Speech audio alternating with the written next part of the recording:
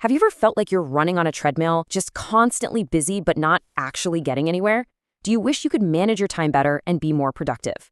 Well, if that sounds like you, then you're in the right place. Because today, we're diving into a powerful principle that will help you get way more done by actually doing less. Okay, so first things first, we've got to clear something up. A lot of us spend our days feeling totally swamped, right? But then at the end of the day, we look back and think, what did I actually accomplish? That's because there's a world of difference between being busy and being truly productive. So I want you to ask yourself that question, seriously. Take a look at your day. Is it just jam-packed with activity, with meetings and emails and just stuff? Or is it filled with actions that get you real, tangible results? Answering that one question, well, that's the first step to unlocking a whole new way of working. And here's where the difference really becomes clear. You see, busy people are all about input. They work long hours, they focus on how much effort they're putting in, and they try to do absolutely everything. But productive people, they're on a totally different wavelength. They focus on output. They work smart hours, they're obsessed with results, and they make the tough choice to only do what truly matters. So, how do we make that jump from busy to productive? How do we figure out what actually matters? Well, the answer lies in this brilliant idea that's been around for over a century. You might have heard of it as the Pareto Principle, but most people just call it the 80-20 rule. So what does that actually mean? It's surprisingly simple. The idea is that in almost everything in life, a huge chunk of your results, we're talking like 80%, comes from a tiny little slice of your efforts, maybe just 20%. A small minority of causes creates the vast majority of effects. And you're not going to believe where this revolutionary economic idea came from. It didn't start in some stuffy boardroom or a university lecture hall. Nope. It all started with an Italian economist named Vilfredo Pareto, right in his own backyard. So Pareto was out in his garden one day, and he noticed something weird. Just a handful of his pea pods, about 20% of them, were producing a whopping 80% of all the healthy peas he was harvesting. A few super producer plants were doing most of the work. And this got him thinking, that little light bulb went off. He started to wonder, hey, if this weird imbalance is happening with my pea pods, could it be happening with bigger things, like, I don't know, the entire economy of Italy? And what do you know? His hunch was spot on. He did the research and discovered that about 80% of all the land in Italy was owned by just 20% of the population, the exact same pattern.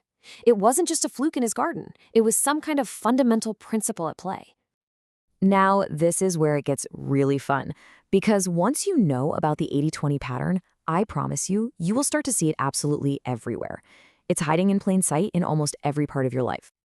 Just think about it for a second. That closet full of clothes, you probably wear the same 20% of your outfits 80% of the time, right?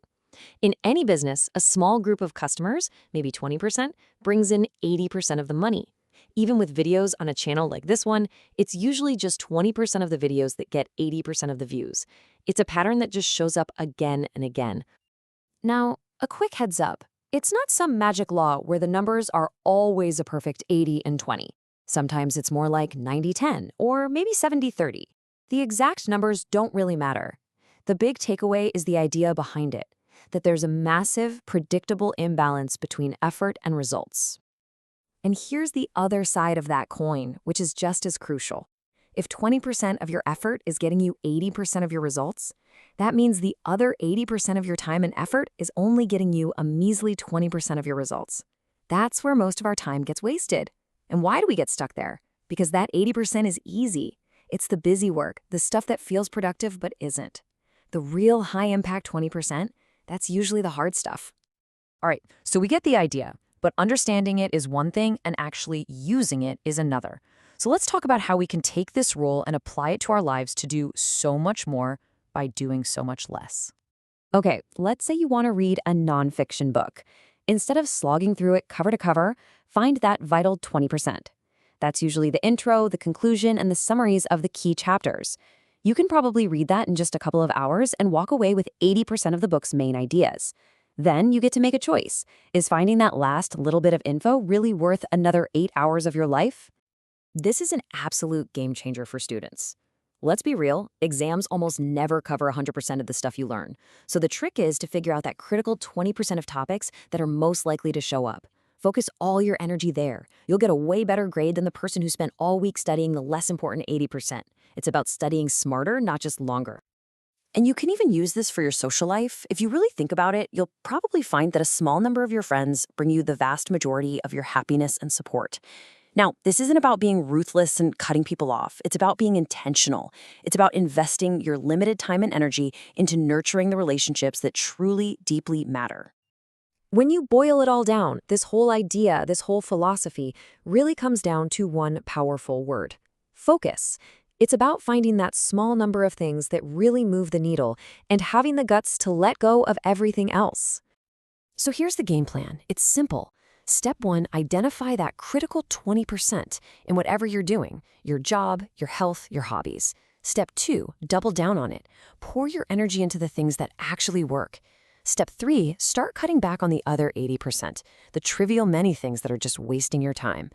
And finally, step 4, you're left with a life that's focused on what is actually truly important to you. So I want to leave you with one final question to really think about. This goes beyond just being productive at work. This is about your life. What is the 20% of your life, the people, the activities, the moments that brings you 80% of your happiness? Find that, focus on that, and you found the key to a much better life.